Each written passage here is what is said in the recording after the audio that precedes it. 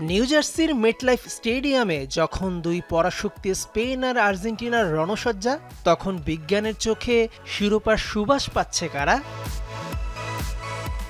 North eastern ইউনিভার্সিটির super computer এবং Liverpool ইউনিভার্সিটির 1000টি গাণিতিক সিমুলেশন বলছে শতকরা 26.1% সম্ভাবনা নিয়ে ফেভারিট স্পেনের ক্ষুরধার অ্যাটাকি টাকা।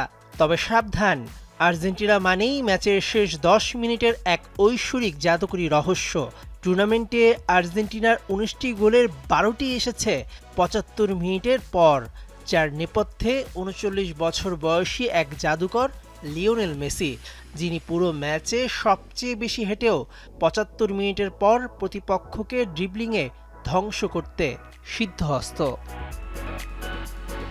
কিন্তু মাঠের লড়াইয়ের আগেই ফুটবল দুনিয়ায় কাঁপন ধরিয়েছে গেম জায়ান্ট ইএ স্পোর্টস এর পূর্বাভাস। গত 20 বছরের ইতিহাস যার সাক্ষী, 2010-এ স্পেন, 2014-তে জার্মানি, 2018-তে ফ্রান্স আর সবশেষ 2022-এর কাতার বিশ্বকাপে আর্জেন্টিনার বিশ্বজয়।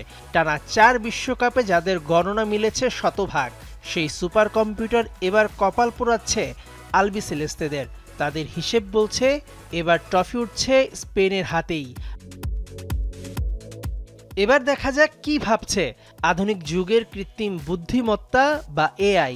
অনেক ছোট দলই তো এআই এর কৌশল ফলো করে বড় দলগুলোকে রুখে দিয়েছে, তাই তাদের প্রেডিকশন একেবারেই উড়িয়ে দেওয়া যায় না।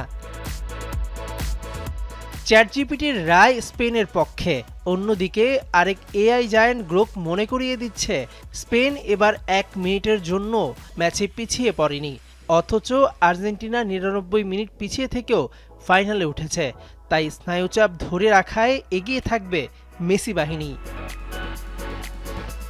গুগল জেমিনাইয়ের বিশ্লেষণ বলছে পরিসংখ্যান যতই স্পেনের তরুণ রক্তের দিকে ঝুঁকুক, মেটলাইফ স্টেডিয়ামের সবুজ ঘাসে লিওনেল মেসির শেষ বিশ্বকাপের শেষ 90 মিনিট কোনো সমীকরণ বা কম্পিউটারের ছকে বাধা সম্ভব নয়। সব হিসেবের খাতা উল্টে দিয়ে মাঠের ফুটবলাররাই লিখবেন বিশ্বজয়ের নতুন মহাকাব্য। মেহেদি নাইম, যমুনা স্পোর্টস।